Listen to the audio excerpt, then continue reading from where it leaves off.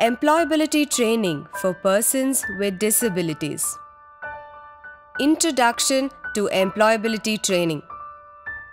Shanti Raghavan, founder and managing trustee of Enable India. Shanti Raghavan with employability trainers Moses and Reena. Welcome to this training video for trainers who will be doing employability training for persons with disability. My name is Shanti Raghavan. I'm the founder and managing trustee of Enable India, and along with my colleagues who are employability trainers, Reena and Moses, we will be walking you through this entire video.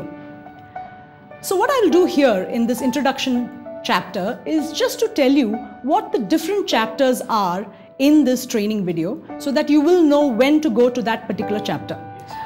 The first chapter, and I think that would be the most important chapter, is how to use the trainer manual. We have a trainer manual which will guide you through the entire training of your employability for persons with disability. So that is the first chapter I would recommend that you watch.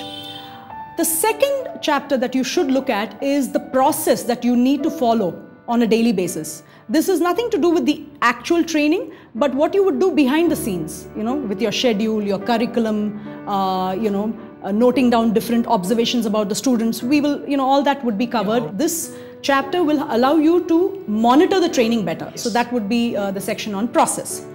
The third, the next three modules, the chapters that I'm going to talk to you about are the main, the crux of our training. They're all covered in the training manual, but obviously you want to look at these chapters to understand more depth about the actual training. So let me tell you those three chapters. First is the attitude building chapter, second is skills, and the third is disability specific module. Now, just to explain in very brief, any person with disability going to a job will require employability skills. Now, what does that really mean?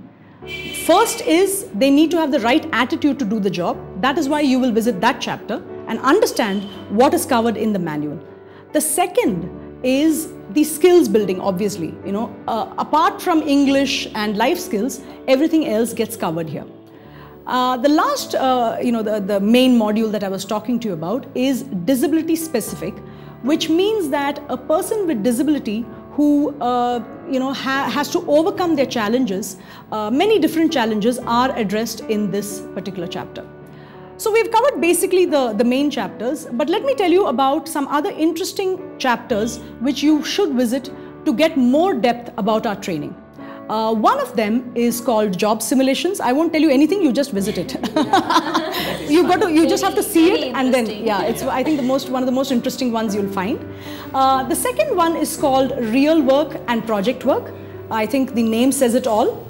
The third one is called personal development plan. This is what we give the student so that they can develop themselves. So this is not necessarily something that you do during training, but it is what you do after the training so that on a daily basis or on a weekly basis, so that the student can develop themselves personally. It is very specific to the candidate. Yeah, most of your training is done in a batch. Where do you concentrate on the individual? Yes. That would be the chapter on personal development plan. The last and most important chapter is specifically for you, which is covering trainer behavior. How do you behave with students?